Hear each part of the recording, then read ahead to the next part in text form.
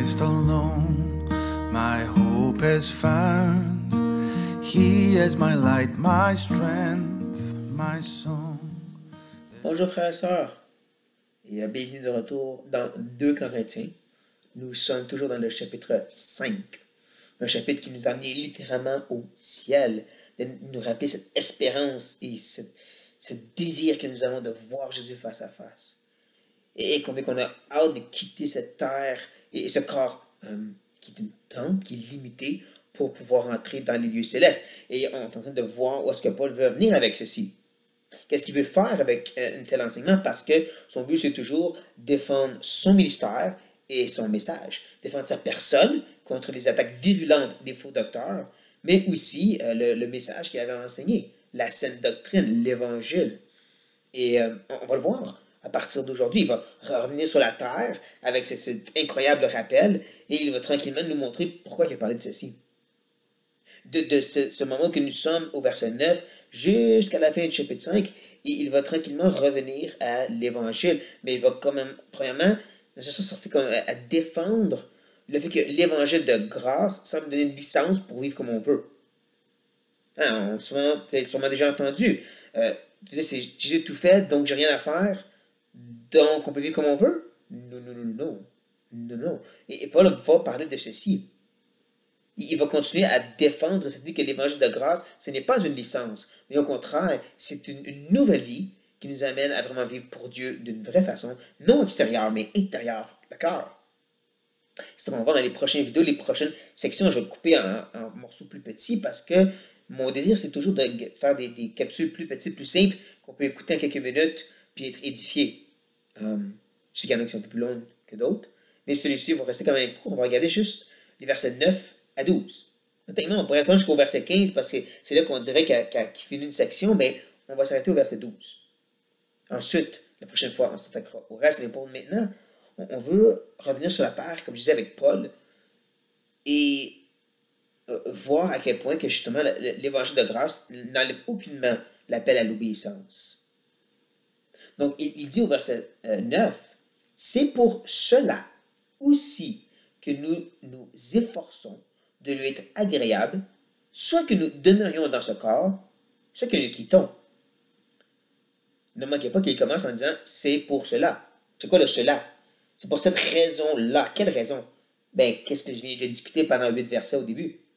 Cette idée que justement, on a cette assurance par les arts de l'Esprit, le sceau du Saint-Esprit, qu'on s'en va à la Nouvelle-Jérusalem. Quand on va mourir, on va avec Christ. On a un corps glorifié qui nous attend, une demeure éternelle. C'est à cause de cette assurance-là, de cette certitude-là de la vie éternelle qu'on est déjà citoyen des cieux. C'est pour cela, il dit, que nous efforçons à être agréable. N'est-ce pas un renversement? Parce que toutes les religions disent, pour aller au ciel, tu dois obéir. Pour ne pas avoir des conséquences, des punitions, tu dois obéir. Paul dit non, c'est le contraire, parce qu'on est certain qu'il n'y a plus de conséquences en Jésus-Christ, parce que je suis certain d'aller au ciel à cause de Jésus-Christ, c'est pour ces raisons certaines que je cherche à lui être agréable. Pas pour recevoir, mais parce que je les ai déjà. L'Évangile, c'est totalement différent de tous les messages religieux sur la terre. Et là, on a une preuve encore ici. Quand il parle de « efforçons », le mot est intéressant, c'est un beau gros mot composé dans le grec, et je ne suis pas un expert, mais il est composé probablement de philo, qui parle d'affection, ou si vous voulez, d'amour fraternel, des affections vraiment intimes, et du mot honneur. C'est vraiment l'idée d'aimer ou d'affectionner qu'est-ce qui est honorable, et qu'est-ce qui est honorable, ici, dans le contexte, c'est ce qui est agréable à Dieu. En deux mots, je veux ce qui est vraiment le plus honorable et ce qui va honorer donc Dieu, pour lui être agréable. Voici comment la Nouvelle Bible seconde traduit ce début de verset.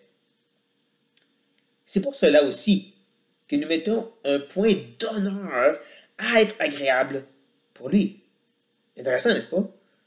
C'est ça mon point d'honneur, c'est ça que je désire le plus, parce que je sais que je m'en vais être dans un état de gloire. Je veux tellement démontrer une reconnaissance et lui être agréable. Et là, il ajoute que soit que nous sommes dans le corps, ou que nous quittons le corps. Et là, on va comprendre pourquoi il parle de ces deux parties-là, parce qu'il va nous amener hors de notre corps, il va nous amener devant Christ. Un peu comme lui est allé au troisième ciel, ben, lui va l'amener par la littérature, par ses écrits, au troisième ciel, il va nous amener devant Christ, puis il va dire au verset 10, car il nous faut tous comparaître devant le tribunal de Christ, afin que chacun reçoive selon le bien ou le mal qu'il aura fait, étant dans son corps. Ne manquez pas cette dernière partie, dans son corps, parce qu'il fait vraiment un contraste. Tant qu'on a un corps, on peut œuvrer pour avoir ce bien ou ce mal et recevoir en conséquence. Mais c'est ça, donc il dit, on cherche à être agréable, qu'on reste ou non dans le corps. Dans le sens, on reste pour être bien, faire le bien ou non, et non le mal, parce que quand on va quitter, ben, on va être devant Christ pour ce jugement. Puis oui, le tribunal de Christ, c'est un jugement envers les chrétiens. Non pas pour la vie éternelle, ça c'est déjà scellé, mais c'est qu'est-ce qu'on a fait avec cette vie éternelle, en d'autres mots. C'est ça l'idée du tribunal de Christ. C'est ce moment où est-ce qu'on va aller devant notre Seigneur le Sauveur. C'est déjà réglé, il est écrit dans le livre, mais là il dit, en tant que serviteur, en tant que fils de Dieu, en tant que scellé du Saint-Esprit, comment tu as vécu? Et il semble qu'il y a des répercussions. Il y a les choses bonnes, on les connaît, les couronnes, les récompenses, qu'on va toutes remettre au pied de Christ. Mais il dit qu'il y a aussi celles qui pour le mal. Il y a des récompenses, des répercussions pour le mal qu'on va faire. Alors, on comprend premièrement, c'est pas l'idée que ton péché va t'amener avec des punitions, parce que Christ a tout subi à la croix. Il n'y a plus de condamnation, plus de punition, plus de jugement pour ceux qui sont en Christ. Donc, c'est pas ça. Et en plus, deuxièmement, le mot mal est très intéressant ici. C'est pas l'idée de péché ou de mauvaise action, mauvaise pensée, mais c'est un mot qui veut dire inutile, vain, qui n'a pas de valeur. Voilà, qui n'a pas de valeur. Donc ici, c'est vraiment l'idée que dans ta vie chrétienne, est-ce que des choses qui étaient inutiles? Quand Paul dit aux Corinthiens, dans 1 Corinthiens, il va leur dire justement, tout m'est utile, tout m'est permis, mais pas tout m'est utile. Et c'est un peu ça l'idée. Oui, en tant que chrétien, on est dans la grâce et donc beaucoup de liberté pour nous, mais est-ce que c'est édifiant? Est-ce que ça fait être un bénéfice aux mes frères et sœurs? Est-ce que je les amène dans le péché à la place en faisant ceci? C'est ça l'idée, c'est qu'est-ce qui est utile, qu'est-ce qui, encore sur 1 Corinthiens 3, c'est les choses qui sont faites en or, faites en argent, les choses qui ne brûlent pas, ou c'est des choses qui sont inutiles, comme du foin, du chaume qui va te partir au feu. C'est des choses inutiles, des matériaux qui brûlent. Et là, il semble parler qu'il y a une certaine répercussion pour ça. Laquelle, je ne sais pas, il ne dit pas, et je n'ose pas me prononcer. Ce qui est certain, ça fait beaucoup penser à cette parabole des trois serviteurs qui ont trois quantités de talents ou de sacs d'argent, comme certaines traductions vont même dire. Il y en a qui en ont 10, il y en a qui en ont 5, puis il y en a qui en ont 1. Puis celui qui a 1, il n'a rien fait avec. Il l'a juste enterré et il est repris par son maître. Encore ici, c'est pas l'idée de perte de salut, mais c'est l'idée quand même qu'il semble qu'il y avoir des conséquences pour l'inutilité dans notre vie, les choses sans valeur. Ça va être quoi? Je ne sais pas, mais ça devrait quand même nous provoquer à réfléchir. Le but, bien sûr, comme je dis pour Paul, c'est de dire on veut lui être agréable à cause qu'on a cette certitude de salut. Donc, on veut honorer Dieu, parce qu'on sait qu'un jour, on va lui rendre des comptes. Tout ceci pour démontrer que le salut par grâce, l'évangile de la foi, n'enlève pas l'obéissance et des œuvres. Et c'est là qu'il veut emmener, parce qu'il veut encore défendre devant les judaïsants, les faux enseignants qui disent ah, lui, il vous prêche le droit de faire n'importe quoi. Paul dit non, au contraire. Et il continue justement dans le verset 11 en disant connaissant donc la crainte du Seigneur, nous cherchons à convaincre les hommes. Dieu nous connaît, et j'espère que dans vos consciences, vous nous connaissez aussi. En considérant justement cette réalité d'aller devant Christ et qui va avoir des conséquences pour autant le bien que le mal, donc, à cause de ceci, et la crainte du Seigneur, très important, nous cherchons à convaincre les hommes. Ça peut nous ramener au chapitre 4, quand il a parlé de cette idée qu'il cherche à convaincre les hommes et leur conscience, dans le sens de qu'ils sont pécheurs et qui ont besoin du salut en Christ, qui ont besoin d'un sauveur. Je crois qu'il nous ramène à ça dans cette petite phrase. nous cherchons à convaincre les hommes, nous cherchons à prêcher l'Évangile en d'autres mots. Donc, il y a cette certitude pour nous, et qu'est-ce qu'il fait avec ça? Il le ramène à l'Évangile. Il le ramène à ce message de la vie éternelle en Jésus-Christ. Et que Dieu voit, comme il dit, Dieu connaît, il sait très bien, et là, il va tourner, puis il va ramener encore ça à cette idée de leur connecter à nouveau avec les Corinthiens, en disant que j'espère que dans vos consciences, vous nous connaissez aussi. Qu'est-ce qu'il veut dire par ceci? Rappelez-vous, les judaïsants sont en train de dire, Paul, il vit dans le péché caché, les gros péchés horribles cachés de vous. Il tord les Écritures, il veut profiter de vous. Et là, Paul est en train de dire, encore une fois, non, l'évangile que je vous ai prêché, là, c'est pas une licence pour vivre dans le péché. Et donc, moi non plus, je suis pas dans le péché. Je n'ai jamais prêché ce genre de message-là. Et j'espère que, justement, je peux m'assurer que dans votre conscience, vous savez que je vous dis la vérité. J'ai passé 1 an et demi avec vous. Je vous ai écrit des lettres. J'ai même écrit, justement, quand il y avait quelqu'un dans Corinthe qui vivait dans la fornication avec sa belle-mère. Puis j'ai dit, la grâce, ça couvre pas ça, là. Ça, c'est le péché de la chair. Et ça doit être enlevé de votre Église.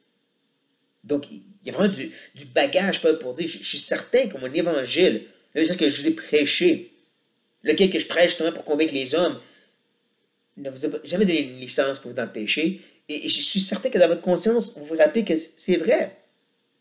C'est vrai que j'étais clair sur le péché tout en prêchant le salut par grâce. Donc, c'est sur cette note qui est encore dessus, qui est en train de jouer, si vous voulez, dessus le piano, de défendre l'Évangile. Et il va ultimement dire, nous ne nous recommandons pas de nouveau nous-mêmes auprès de vous, mais nous vous donnons occasion de vous glorifier à notre sujet. Je vais arrêter ici un instant. C'est un long verset, donc je vais prendre le temps de le couper en morceaux. Et ce début du verset 12 nous ramène au chapitre 3. Au chapitre 3, où est-ce qu'il a dit, est-ce que nous avons besoin de nouveau de nous recommander à vous? Est-ce qu'on a besoin de lettre de recommandation même? Et tout le long, c'est pour prouver que, mais non, ça ne devrait pas être le cas. Et là, il peut revenir à la charge, puis un peu comme fermer cette question, puis dire, on n'a plus besoin de se recommander à nouveau devant vous, là. À ce point-ci, vous devrez réaliser que mon évangile, ce n'est pas une licence pour le péché. Ce n'est pas quelque chose que j'ai inventé. Ça vient de l'Ancienne Alliance, qui était que pour un temps et qui est maintenant, dans le Nouvel, quelque chose de plus complet. Puis justement, il dit, ce que je donne à la place, c'est une occasion pour vous glorifier. Pour ceux qui vous disent, Paul vous prêche un message de licence pour le péché. Cet évangile de grâce, ce salut par la foi, c'est une licence au péché. Vous pouvez dire, non, c'est pas vrai. Et que Paul n'aurait pas besoin de continuer à les convaincre, à argumenter avec les Corinthiens pour qu'ils soient prêts à défendre Paul. Il devrait à ce point-ci dire, il n'y a pas les raisons.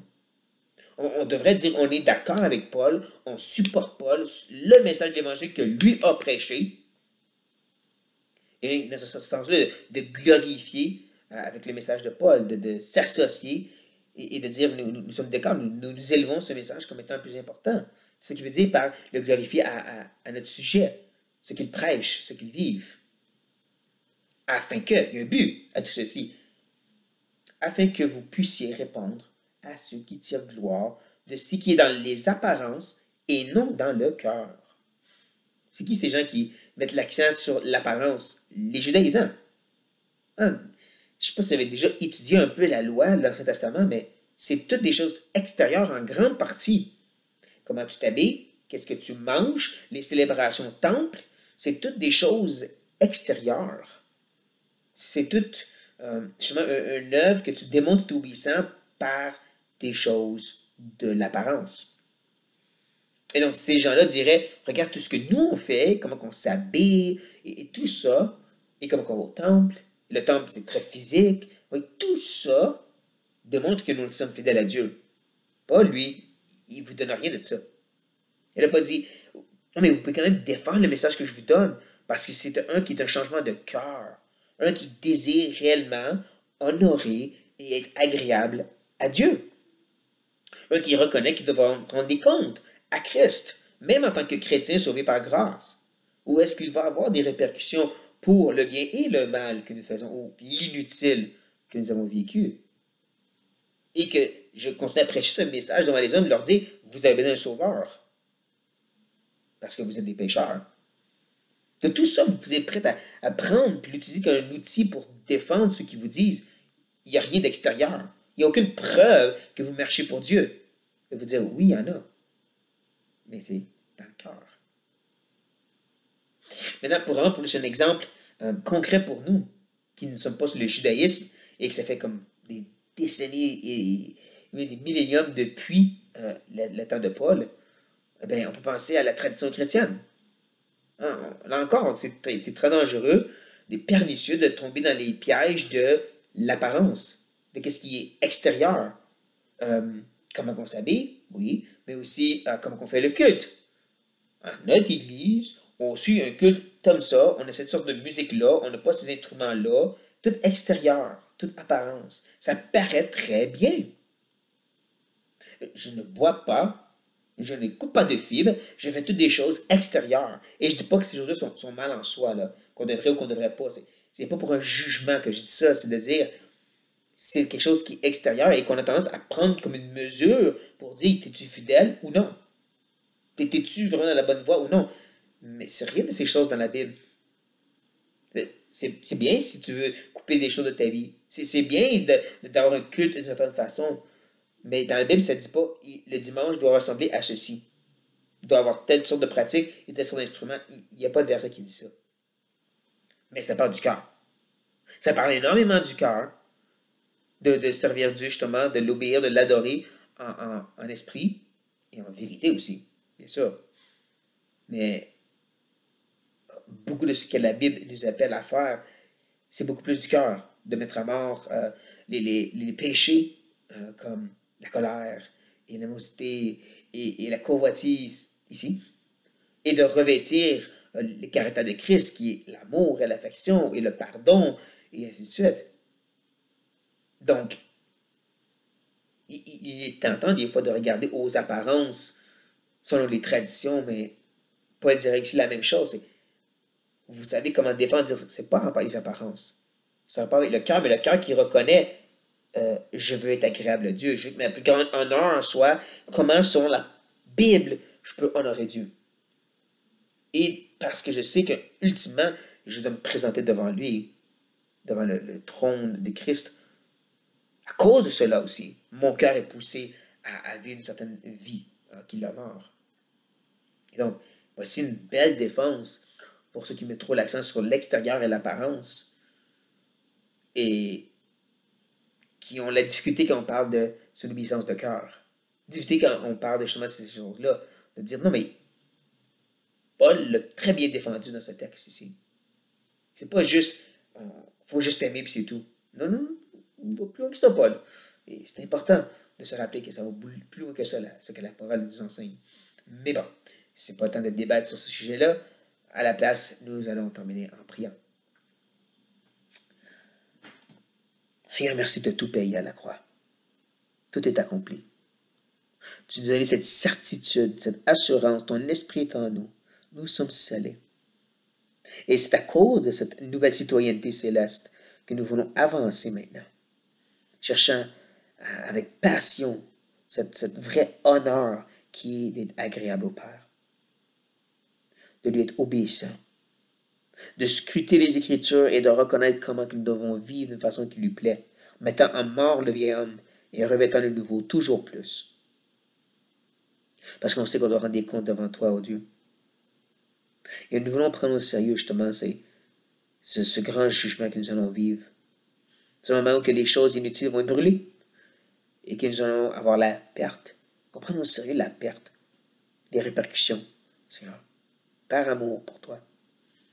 Aide-nous à justement pas rejeter l'idée de obéissance dans l'apparence. Tu nous appelles quand même à certaines choses qui est à l'extérieur, mais de surtout reconnaître, Seigneur, cette obéissance du cœur et de savoir comment aussi l'exprimer aux autres. Ouais, pareil-nous à chercher cette vraie obéissance du cœur. Nous prions. Au nom de Jésus-Christ. Amen. Et sur ça, frères et sœurs, soyez bénis. Stone, the solid ground, firm through the fiercest drought and storm.